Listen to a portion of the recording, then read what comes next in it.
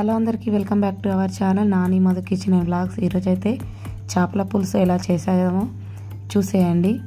ముందుగా మనం తెచ్చుకున్న చేప ముక్కలను అయితే ఒక బౌల్లోకి తీసుకొని వాటర్ పోసుకొని నీట్గా కడుక్కొని అయితే పక్కకైతే పెట్టుకోవాలి.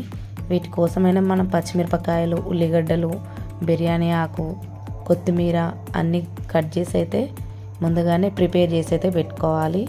ఉల్లిపాయ ఒక పెద్ద సైజు ఉల్లిపాయ అయితే సరిపోతుంది.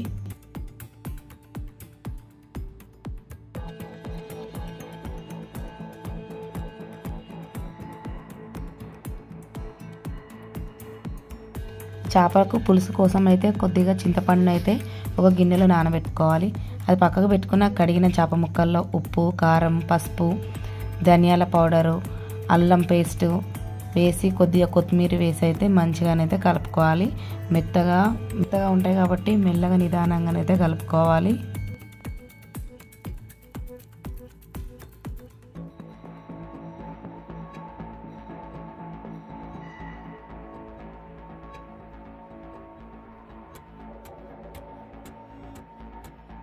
ఈ కలుపుకున్న ముక్కలను అయితే పక్కకైతే పెట్టుకోవాలి. ఇప్పుడు కొద్దిగా నానిన చింతపండును అయితే నీళ్లు పోసుకొని మంచిగా మెత్తగా ఉంటుంది కదా, దాని అయితే కొద్దిగా పిసికి పక్కకు పెట్టుకొని వడగట్టుకొని అయితే వాటర్ అయితే తీసుకోవాలి. ఇప్పుడైతే కంచుల్లో ఆయిల్ వేసుకొని మనం వేసుకున్న ముందుగా కట్ చేసి పెట్టుకున్న ఉల్లిపాయ ముక్కలు అయితే వేసుకోవాలి. ఇవి కొద్దిగా ఫ్రై అయిపోయిన తర్వాత పచ్చిమిరపకాయలు కూడా వేసుకొని అవి కూడా కొద్దిగా ఫ్రై అయ్యే వరకు అయితే చూసుకోవాలి. ఇవి ఫ్రై అయిపోయిన తర్వాత అల్లం వేసుకొని అల్లం పచ్చివాసన పోయేంత వరకు అయితే ఫ్రై చేసుకోవాలి.